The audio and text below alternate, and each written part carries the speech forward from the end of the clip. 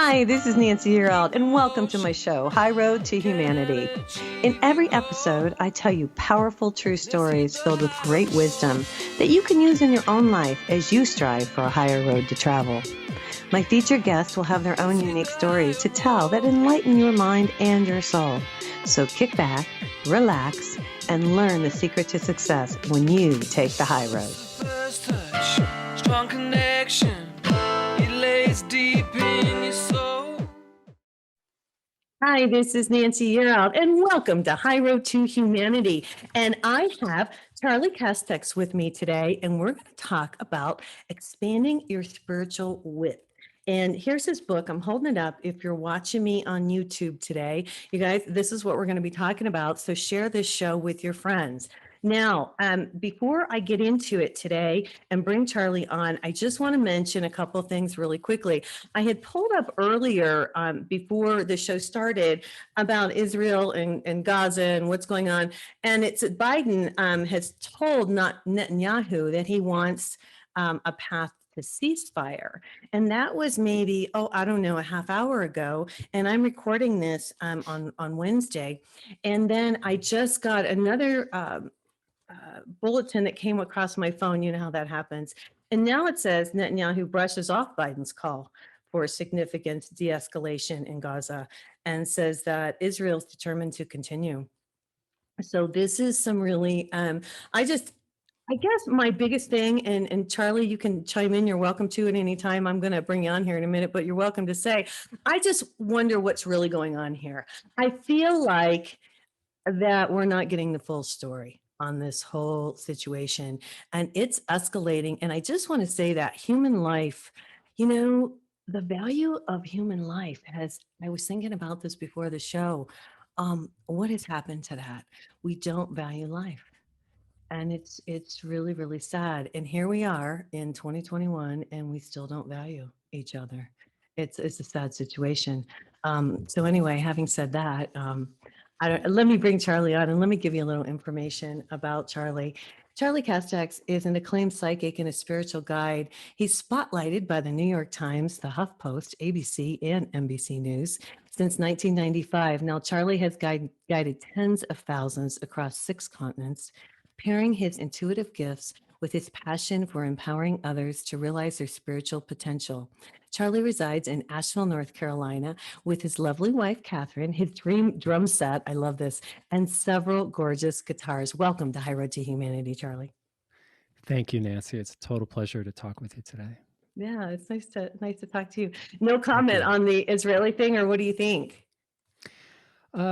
It really isn't my place to comment on it, but I concur with you in terms of the aspect of humanity and valuing life. And I think that ought to be on the top priority of everybody's value system, is valuing life. And that's what we're doing today. We're celebrating it, and you and I are into championing that. And I love the name of your show, at the High Road to Humanity, in particular.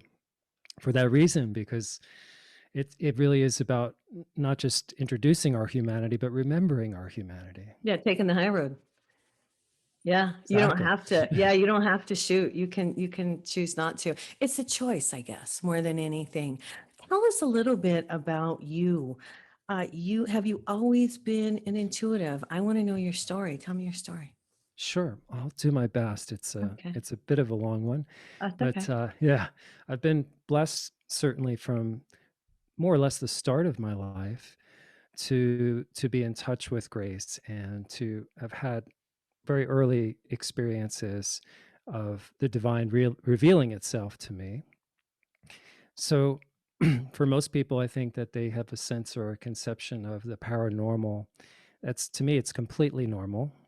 And what's called supernatural to me is perfectly natural. So, when I was very young, I had early impressions and perceptions of, especially around the time when I was pre-verbal, before I could speak, of the issues that were happening with my parents and the dynamics of the elders all around me.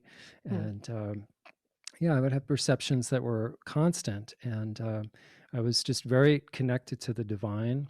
I gravitated towards the mystical and the divine, and particularly when I was really young, I was an altar boy, so I was really captivated by the Mhm. mysticism of the church and the scents and the stained glass and all of that. But I Yeah. especially I felt a sense of palpable sense of divinity, and found that while it was expressed to me and revealed to me through religion, that it was also a personal experience and it wasn't outside of me. So that was really the beginning. Mhm. Realizing it's inside. And you talk about that in your book. You say the most personal relationship possible is between soul and source. And that's true. Mm, And we're not taught that in the exactly. church so much, you know? They don't teach us that to go within and to connect with God. And you talk about that and you say, you're the boss. I like that. Right. Thanks. I absolutely believe that. And we don't Hmm. need a middleman necessarily, although I think religion has served its Yeah. purpose, you Yeah. know. Hmm. Hmm. I will agree with you on that one. They've made an effort, but it seems to me, and I just feel like this, that a lot of the real deal has been kept from us, from the general public. And now as people are waking up to this reality, it's very it's exciting. It's It very is exciting. exciting. Absolutely. Yeah. It's Yeah. really a How do you beautiful feel time, about the awakening and all of that? What are you finding around that's going particularly on from the around you? church or just the collective Oh, awakening. just the collective. Yeah. Yeah. Yeah. Yeah, No, not like from the small church. talk. Yeah, yeah. Yeah. Superficial repartee here. I feel so excited about it, actually. I I think do that, too. yeah, we're just in this incredible time for humanity where people are blowing the doors off their limits, and they're just going past so many small-minded ideas, and they're starting to really invest in concepts like unicity, and we're starting to dissolve the sense of separation in many respects. Mhm. So this kind of quest for consciousness and the fact that spirituality and consciousness and transformation has become mainstream is tremendously exciting, I think, because Mhm. it's no longer out there in kind of back bin. It's ubiquitous. It's really everywhere. So I feel really excited about it. And I think that it's kind of spring loaded, because I think people for a long time have been wanting to be their own boss in that spiritual sense, or grant themselves the permission to be empowered. I mean, how about that? So it's Mhm. really exciting. I think of it as a do it yourself kind of DIY time, and people are Mhm. leaning in on their intuition. They're leaning in on their sense of inner sight, and it's just tremendous. It's a really powerful time, and obviously there's a lot of divisiveness and polarizing that's happening Oh as well. yeah. Yeah. Yeah. But that's just part of it. But we It's are, part of I believe, awakening. Yeah. yeah. Now, do you have a lot of people calling you up in the last couple, I would say the last year or so, asking for more advice? Do you have more people inquiring and asking you how to connect and talking to you about, questioning, why Mm. are we here, that type of thing? Have you had more of that? Yeah, that's a good question. I could say that I haven't experienced as much as I thought. It seems like in Hmm. terms of the response to the stressors and the response to the global situation, but I think that's a good thing. I think that it's been more of the same and a kind of evolving audience of people and that I've been able to serve and blessed to guide. But not so much the kind of crises calling, which is great. But I Hmm. have had a percentage of people for sure that have become more interested in how they can become individually empowered versus That's what I um, mean. yeah, Yeah. just sort of a passive process of receiving guidance, which is fantastic, but they want Yeah. more tools in the toolbox. So yeah, I have seen that, and of course, now with my Hmm. book being out, people are like, "Wow, these are really actionable strategies. These are really, I know. functional strategies that can empower people." Yeah. Well, it's real stuff. I'm going to read something from his book, you guys. So sit back and relax for a second. I just found this really interesting. Give me a second and let me pull this up here. And it may take a second, but it's okay. It's worth it, you guys. So he says, and this is in chapter 10, Becoming Visionary. He says, please don't be disappointed, but the purpose of psychic sight is not to decipher lottery numbers or unveil Victoria's Secret by employing X-ray vision. I love this. Opening the inner eye unveils the mystery of why we are placed on Earth. Our reason for being is simple: to get good at being. We were all told as children, be good, but that's just sane, moralistic behavior that we're talking about. Now, listen to this. Becoming good at being is innate. We just have to remember that essentially we are human beings, not human doings. Vision provides a reliable default to that remembrance. A seer's sight points out a smoother road to soulfulness. All you have to do is stay in the lane. I love that part. Imagine if dragonflies flittering over a lake were completely oblivious to the liquid landscape below. They would be totally missing their mission. The vast majority of folks only skim the surface of life. There's more to expanding your spiritual bandwidth than dipping into the shallows of the kiddie pool. We humans are hardwired for exploration, designed for depth and discontent with the known. This is the reason we long for exotic vacations, or at least yearn to see beyond the sofa. I really like that, Charlie. Thank you, Nancy. Thank you sincerely. Yeah, I mean, that Yeah. says a lot. I mean, that talks about the Thanks. bandwidth. That talks about we're looking for more. Exactly. Exactly. That's that human quest, is this kind of insatiable curiosity to be more. And I Yeah. encourage people to, for instance, do from a state of being versus Mhm. being from a state of doing. Right.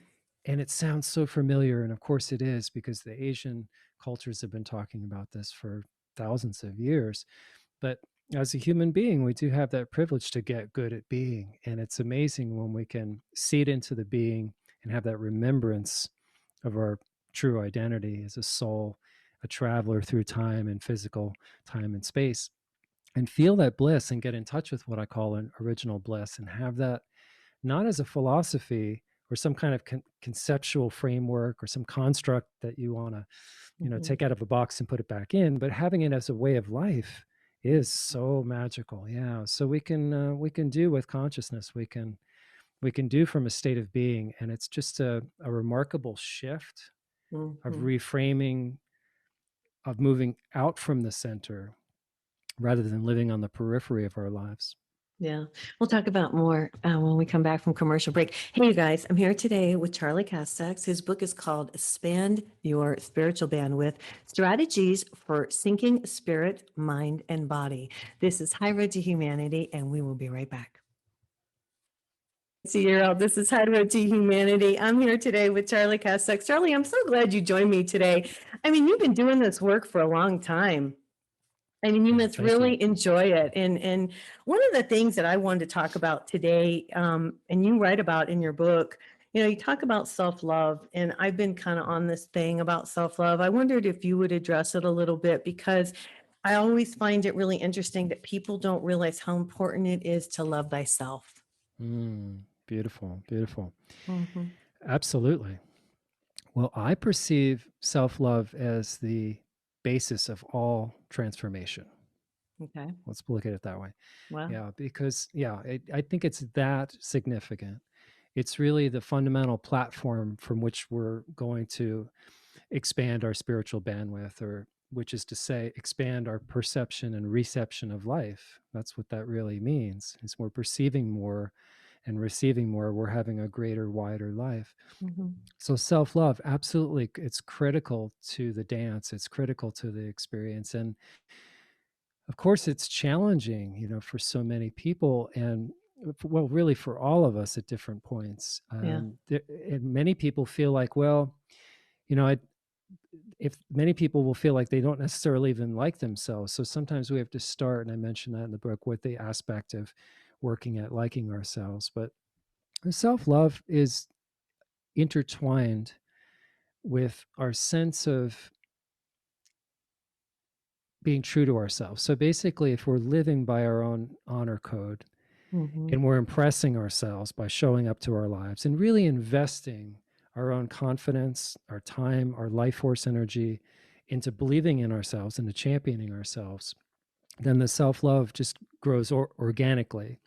And I think you're speaking to the strategy about sacred selfishness too, because that's a interesting kind of juxtaposition of words that you usually don't hear, right? So, Yeah, yeah, and it's a beautiful aspect that if you feel really fulfilled and empowered and you love who you are, then you're able to help more people true. and really extend um, actionable service to people. So a person, that's rooted in their self-love, loves who they are, and they're not at odds with who they aren't. So it's the Always basis of looking all for the other transformation. person. Yeah, that's really interesting that you would say that because, you see that a lot in life, the competition, to be like the neighbor or to have what somebody else has. And Right. you got to get to the point, I think, where people just realize it's not about stuff. The treasure lies within. And I think people are starting to realize that the more and more we talk about it, and that's why I bring it up because Great. self-love, and hey, I had to learn it too, just like I had to learn Sure. about faith. That took me a while to learn to have faith because that's difficult to do, but once you do, then it's amazing.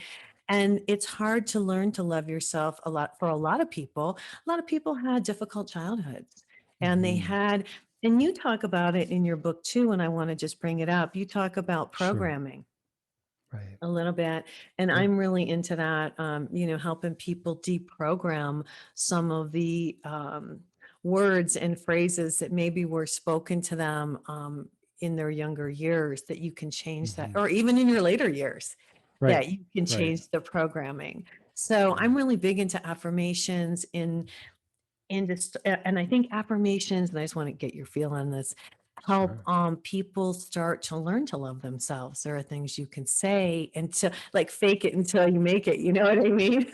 I do. I do. Yeah, Yeah. talk about that. What do you think, And Charlie? I agree. Sure. Absolutely. Yeah, that's wonderful.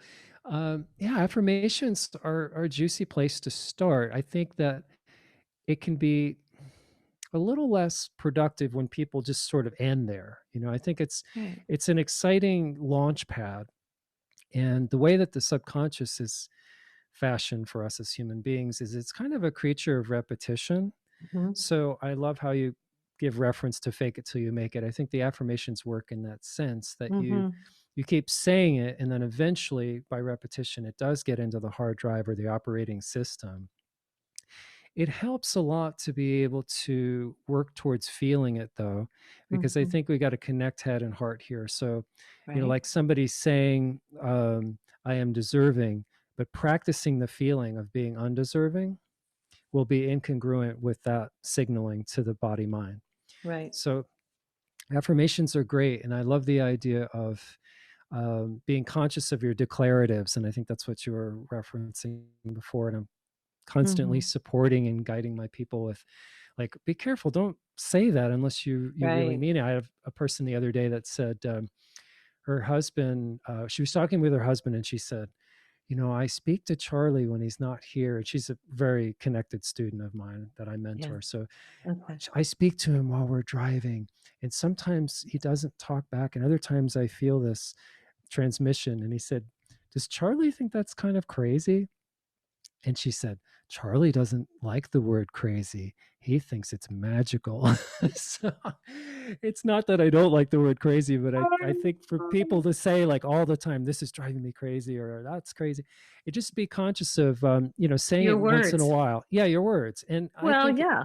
the key Yeah. is the investment of emotional energy. So if it's just Mhm. a offhanded comment here and there, you don't have to get crazy about it, pun intended. But it is about the languaging because the subconscious takes us at our word and it doesn't really have a sense of humor.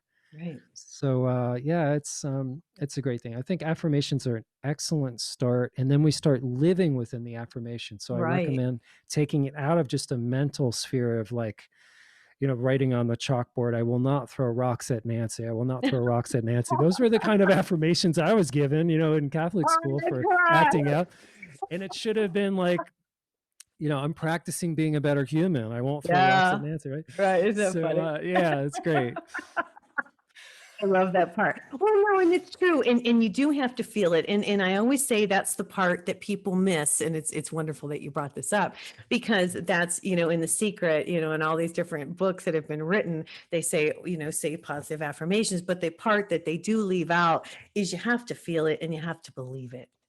And when you Exactly. feel it and you believe it and you know it, and that's where visualizations come in too. And you have some visualizations that you talk about in your book as well. And I think Mm. if you can see it, I love vision boards because you put Oh it yeah. up and it's there and you have to pass it every day. I put mine up in my Right. office, you Right. got to look at it every day. And so it's Sure. Sure. subliminal. It's Yeah. subliminal because, Exactly.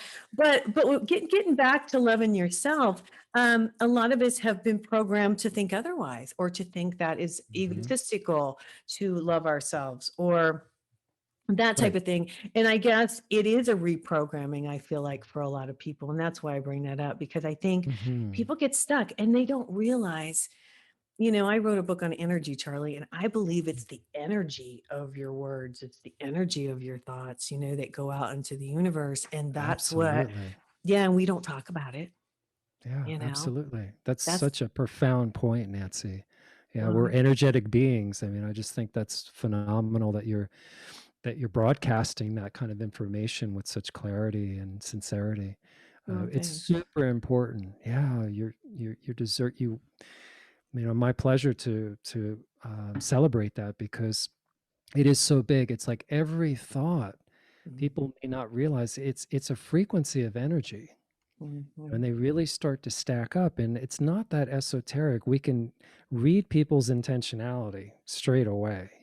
People can sense whether somebody's got great energy or maybe energy that they don't want to gravitate towards. So we're very instinctual about the presence of a person's electromagnetic field, which is science has confirmed that we have an extension of our physical body that's that electromagnetic field, and it's mhm, influenced primarily by our thoughts, the electrical mhm, side of that mhm. equation. And the magnetic field is influenced by our feelings, which are really the the effect of the of the cause of the thoughts. They're kind of a causal effect or a secondary aspect of how we're thinking. Mhm. Um, so I love that whole understanding Well, of thank you. energy.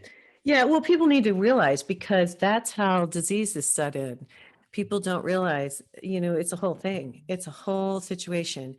The more positive vibrations you put out, it affects you physically because Exactly. you are receiving those positive vibrations back. And when you're in a really bad place, it's hard because you're getting the negative, you're sending out the negative and you're receiving the negative back. And a lot of people get stuck in that kind of a funk. And that's Hmm. how disease sets in. It's emotion. And I want people to realize that because sometimes, excuse me, I'll tell people don't stay in a relationship or stay away from toxic people Right. because, and I say that in a jokingly manner, but in reality, you need to stay away from those type of people. What do you think? I I agree. I agree. And it works both ways though, because you know the atmosphere that we're living in, the psychic wallpaper that we're surrounded by, Mhm, is really the most important thing. So definitely, it's great to be surrounded by company that's open-hearted and loving and has great energy, a charge of positivity.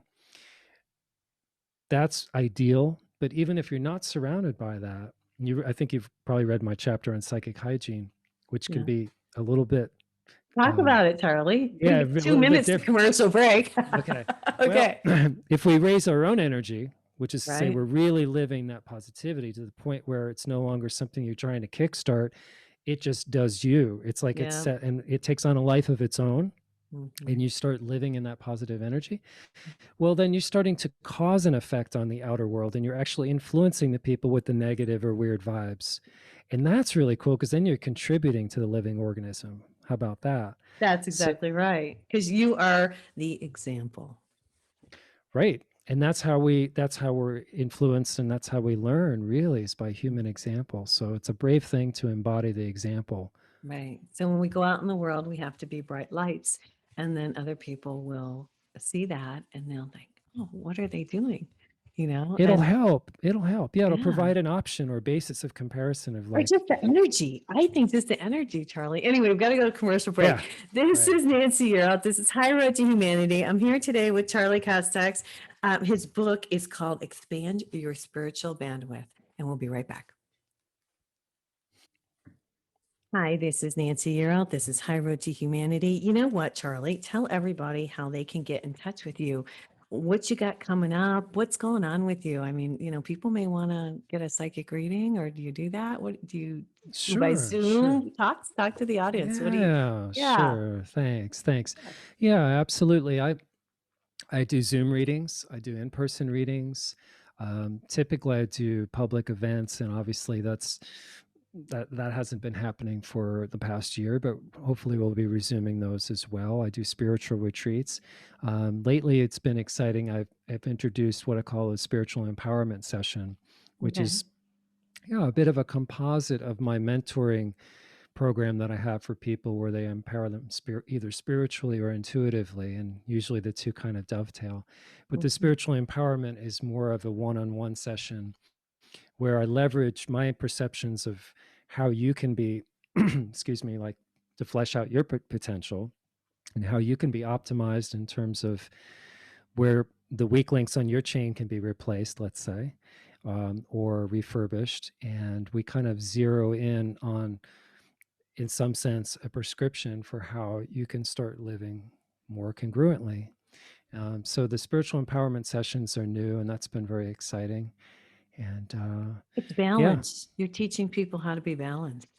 well, thank you. Thanks. I Yeah. certainly aspire to do that. It's a big part of it. It's like self-regulation Yeah. and learning, like for instance, and expand your spiritual bandwidth. Starts with a chapter called Minding the Store.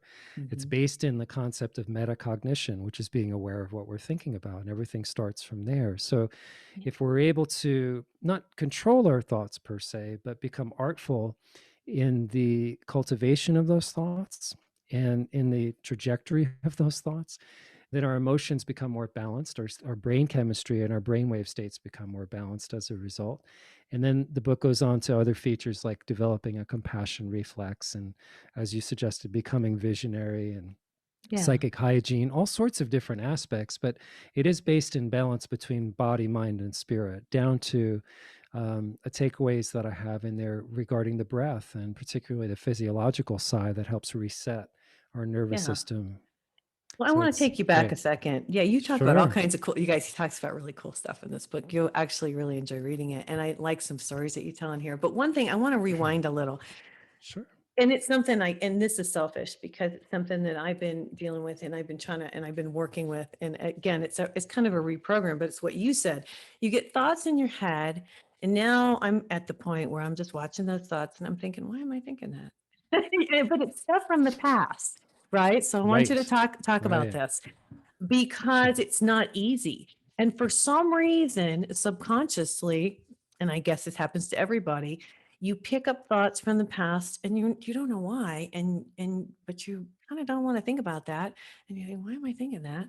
But then you kind of get to a point where you think, okay, let me watch that go by and see how it affects me and then move forward. Is that proper? What do you suggest? Sure. Sure. That's a great conversation. It really is.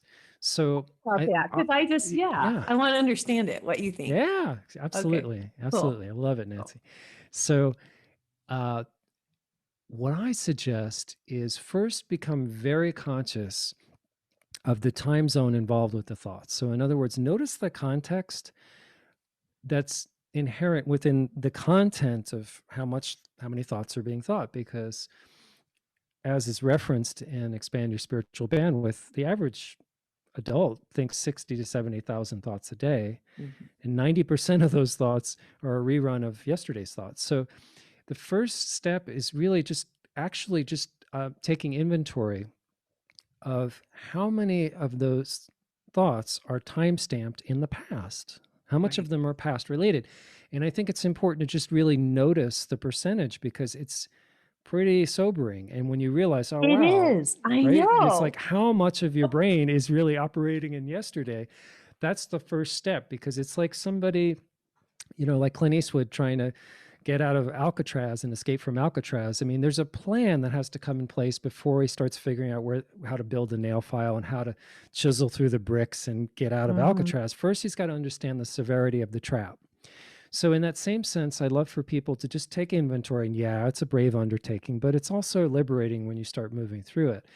So notice the past as you're kind of suggesting here without any judgment. That's the first thing, because you don't want to Mm. match the energy of it. You know, if you're thinking this thought and it makes you feel Well, regretful, let me stop you feeling there. more Let me sure, stop you sure. there. And that's where Yeah, I'm like, and I just want to say this, I want to interject, and I don't mean to sure. interrupt you, but it's It's important. okay. So you Yeah. start to think, so the thought comes in your head and it's a Mhm. negative thought. And then I start to play into it. And then I'm like, no, I can't play into that thought. I just want to get that across, Right. because that's Right. where we run into trouble. We get Right. that thought that comes in from the past and we start thinking about it again. And then we Right. start digging it up again. And then we Right. start thinking a whole scenario. Yep. Yep. You Continue. got it. That's Yeah, it. That's it. continue. That's the beginning point. And I agree. You want to objectify. Like the whole thing is about being able to create distance. Okay. So you don't like tango with it. As soon Right. as it comes up, you have a neural network in your brain that's saying, hey, wrestle with that, tango with that. But the consciousness aspect is being in a relaxed state where you're witnessing, because you're getting used to it now. You're starting to see the commentary and you go, wow, yesterday's news, yesterday's news. Mm-hmm. Okay, so that's the first step. And after you realize the quotient of how much is in the past, the second step is every time you start noticing those past thoughts, bring yourself back to the present. Okay. Right. Mm-hmm. It's like now how do we do that? Okay, just focus on your body. Close your eyes and work with your breath. Place your attention on your dantian, or what's termed in the holistic field as the lower vortex of energy. For instance, your navel. So Okay. focus Did you on get your that, you guys? navel. Yeah, yeah, like Focus on your gut. yeah, focus on your gut, because there's something to it, even biochemically and Oh, in okay. terms of your brain chemistry. But Okay. All without right. getting too far into that, No, that's you're cool. deflecting, right? You're taking your energy off of The this, thought. this realm of thought. You're Right. putting it back into the physical and then Right. focusing on your breath. So you come back into the present moment. Now, the next thought, or the next aspect rather, Okay. is nature abhors a vacuum. So if you stop thinking the past and just aren't thinking anything, what's going to happen? It's probably going to go back to the past and default to the rerun. So at Mm-hmm. that point, I suggest people start introducing the counter thought. Okay. So it's Okay. like, okay, I don't want to think that, but what do you want to think? So after Right. you've come back to the present, step two, Right. first step was noticing the inventory of what's going Right. on in the theater. Second step is you get back to the present, take a few breaths, open your eyes, look at the trees, whatever you need to do, Yeah. and close your eyes and decide, okay, but what do I want to think? And then Yeah. think about this, invest only like 40 to 50% of the kind of energy that you had in that past thought. Just even half as much thought as you would invest in a worry. And you'll be amazed at the subsequent Mm-hmm. reaction there, because your brain wants to be creative and it's frankly kind of tired. Your body mind's like tired of this old, what I call the negative narrative. Right. And it's like, if you start with half as much compassion, speaking of self-love, Right. as you There we have for go. Okay. Yeah. yeah, as you have for your cat or dog, Okay. you're actually going to be on this awesome trajectory, because yeah, that's where it starts. It's like, okay, if you love yourself enough to go, all right, Wait a minute. this is the new thought, and you invest just some focus Yeah. before you grab your phone or you run off to work. Yeah. The next thing you know, you'll have a different feeling, and that's how it works. So the feeling's going to create another new novel thought, and you'll have an opportunity to invest in that. So it's definitely a reprogramming, but it starts by first noticing the Right. kind of vocabulary, historic vocabulary that's there, and you Yeah. start replacing. Yeah. With something. And mine is beaches. By the way, it's a beach. Hey, I'm like, oh, uh, there's the beach again. And there you're we are at the emanating beach. from my own heart. Yeah. Yeah. Right. Right. Right. Right. Fantastic. And thank you for explaining that. And you did that very wonderfully, because Thank you. people need to understand that. And I need to understand too. It's interesting how our Mhm. minds work. Right. You don't Right. even realize until you start paying attention. And I want to ask you this question. Not that you have the answer, I don't know. But I just wonder Yeah. why our brains do that, while they repetitively bring up the past, even though we were living and we start to see it and we can make it go, and I guess eventually it stops, right? Mm. Or Well, not? Or why does that happen? Or does it always continue? And do you always have to do that? okay, that's a big one. Yeah. So yeah, so Sorry, Charlie. it's okay. It's a great Okay, question. I okay, love the challenge. I mean, like, are you kidding? It's great. okay. Think of it this way: is it's not that the brain is just doing its own thing and running its own program without you. We've conditioned it Right. because the body is this extension of the unconscious mind. So we've conditioned it. It's like a blank canvas that we've painted on and we keep putting the same graffiti on it. So it tends to economize energy in the brain by taking this is something called duration path outcome that for instance, like Andrew Huberman could talk about, and certain other blessed, beautiful brainiac guys. And so let's just put it in this context that the brain seeks a shortcut by referencing our current experience and our oncoming future Mhm. by this reference library of the past. Okay. Okay, it just That makes makes sense. It sense. uses it right as a context. It's we navigate by our history in that sense. But what happens is when we emotionalize the history, it becomes concretized. It becomes solid Mm, because we start investing more life force energy, into it. which is attention, right? Right.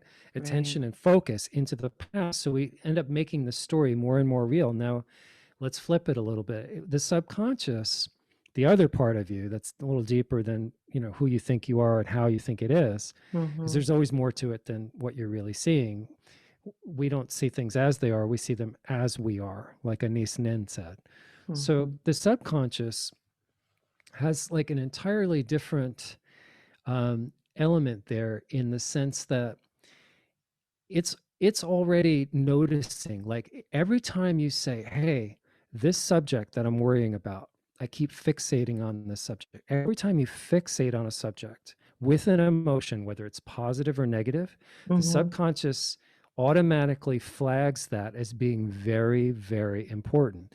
So you'll notice, like Um, right before you fall asleep, if you're having worries and you're going through the catalog of issues and problems, yeah, we're you'll set up notice, that way. We're set up well, that way. well, you'll wake up the next morning Yeah. with the same energy and the same Right. thoughts and emotions Right. because your subconscious has just been chewing on that all night. Right. So it's basically kind of like to even further Yeah, hold on. answer We it got to go to commercial directly. break. We got to go to commercial break. I've been going over. Okay. All right. I wanted Sure. you to, I wanted Sure. you to get that out. But you guys, this is Nancy. You're up. This is High Road to Great. Humanity, and we'll be right back. All right. This is Nancy. You're up. This is High Road to Humanity. I'm here today with Charley Castex, and we're talking about all kinds of stuff. But what I was thinking as you were saying that, and I hated to cut you off there. Finish your thought. Finish your thought, Charley. What were you going to Thanks. say? Thanks. Sure. Yes. Sure. Finish your thought. Sure. Regarding the subconscious, it's a garbage in, garbage out kind of principle. Okay. So, yeah, there's a default to the kind of convenient thinking, which is the story of the past. It takes a little more energy and a little more proactive involvement to start creatively designing your thoughts forward, to start Mm, creating new thoughts and a new feeling. But the subconscious, if you're feeding it good information, it's going to start looping a greater story. And you're going to find that more novel thoughts are emerging because you simply released from the emotional attachment of what you were telling it, what you were telling the subconscious is, the most important thing. So, in other words, if you deprioritize the neuroses and the worry, got it. then your body gets the signal and your brain starts saying, oh, worry is not the most important thing anymore. So what's really important? And it might be, oh, like let's Mhm. have fun. Maybe fun Yeah. and being joyful could start being important. And then you start positively obsessing towards that. So I have a whole strategy called positive fixation, strategy Okay. number 9, that's in ESB, or expand your spiritual bandwidth. And that gets Okay. into the guts of how we can really work that, how we Right. can get this installed. So you don't have to kickstart it every time. It's on a positive automatic routine I like of that. positive energy. Yeah. Well, and what I've done is, and I teach a lot of people to do that, come and see me and I do readings for, I tell them to journal in the morning and it's helped me. And I think it helps other people because all those thoughts, you wake up, you're exactly right. You wake, and now I get that. Thank you for explaining why because we're programmed that way for a reason, but it kind of gets twisted because we put our Right. energy on negative things and then that's what comes up.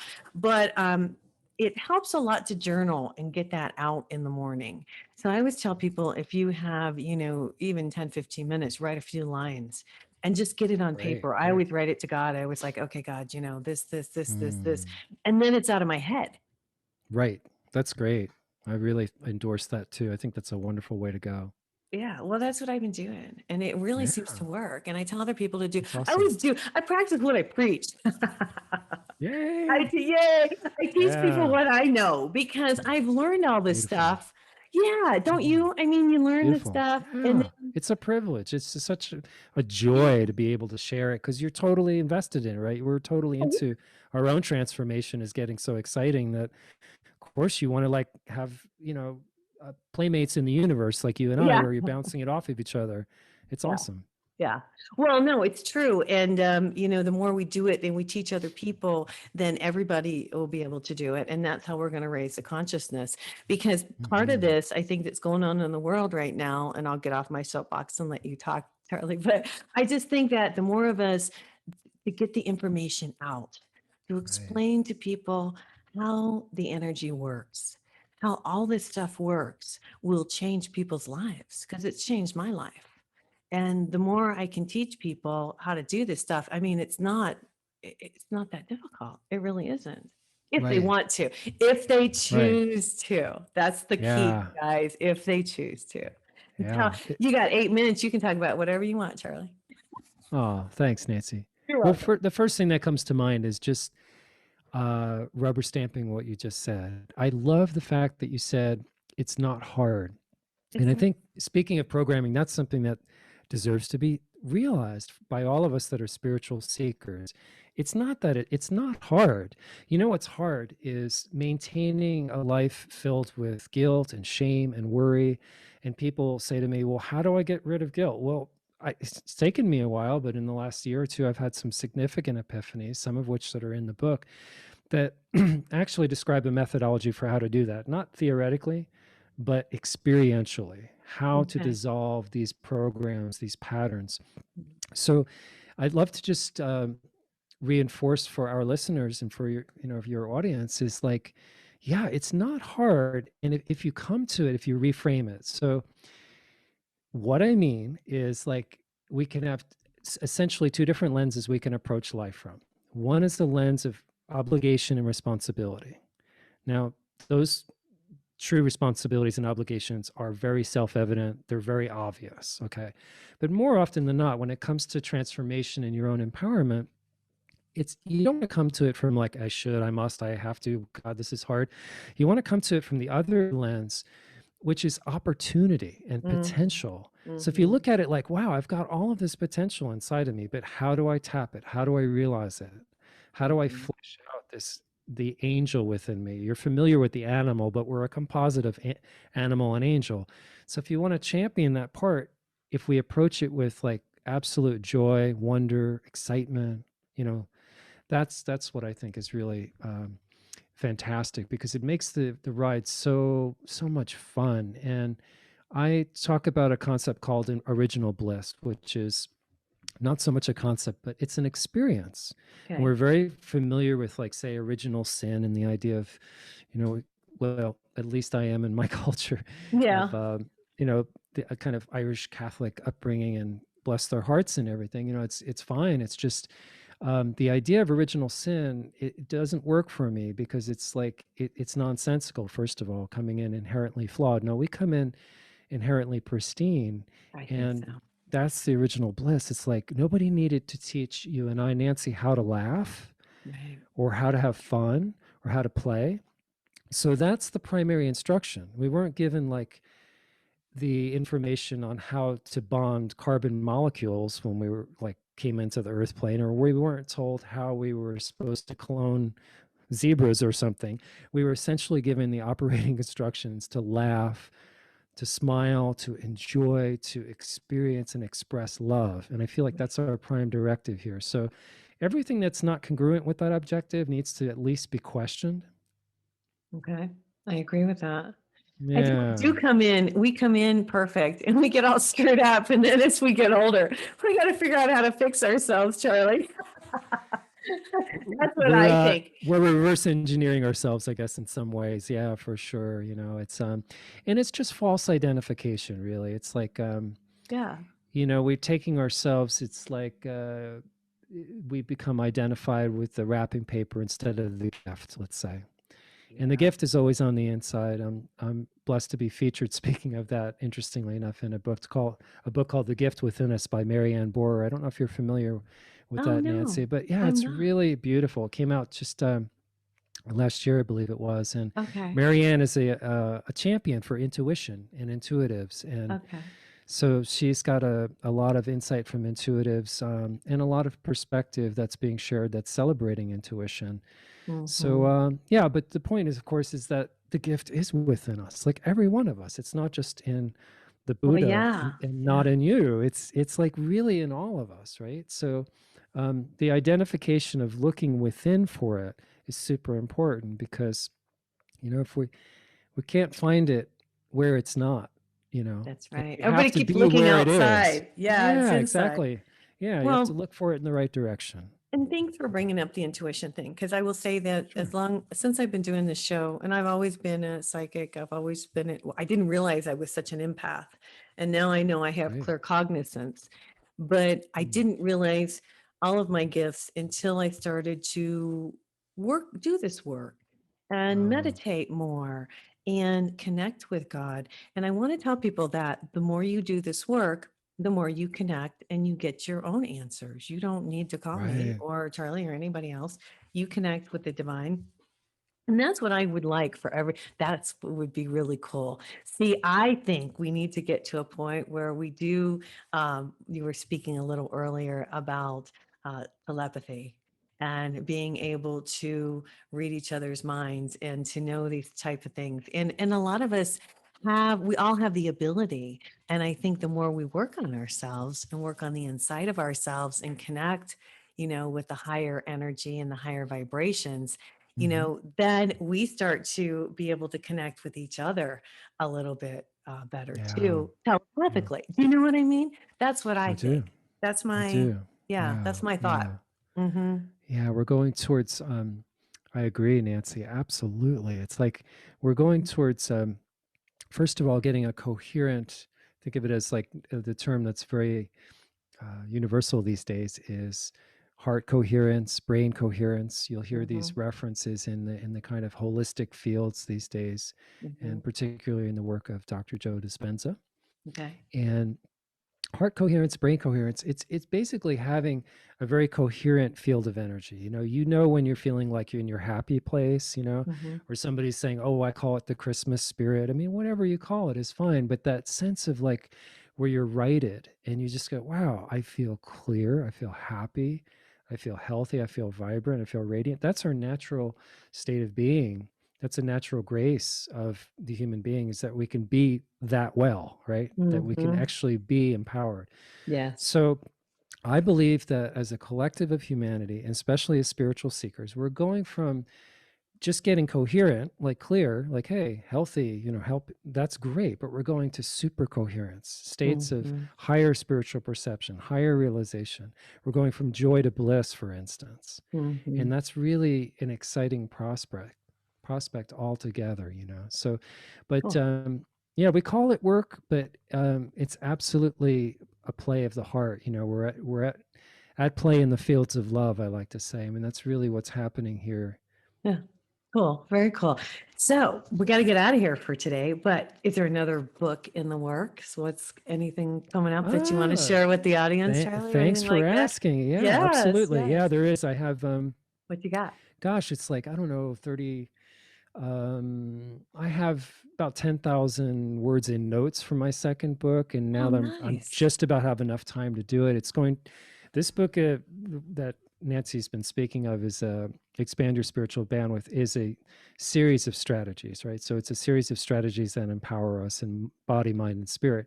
The second one is going to be related to, I can't give too much away, but it's not based in strategies, but it is based in big picture spirituality and perspective that's related to grace. Very And nice. so Okay. that's definitely in the works. Very Yeah, good. Very that's good. coming along.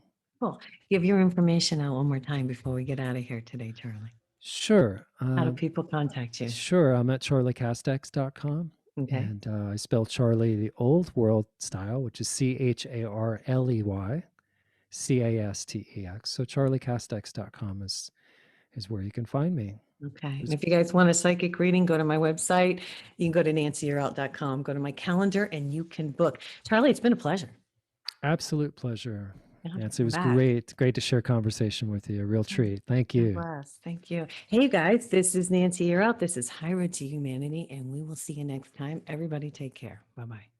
Connect the dots and keep the motion. Can achieve your goal. Let's hit the high road. Hey, you guys, join me next week on The High Road for more stories filled with wisdom, love, and hope for our future. Have a fabulous week, and know that by staying on the high road, you will make it to your destination. Visit my website, nancyyearout.com, where you can book a private session to learn how to tap into your own abilities. And check out my YouTube channel. It's Nancy Year Out's High Road to Humanity. You can achieve your goal.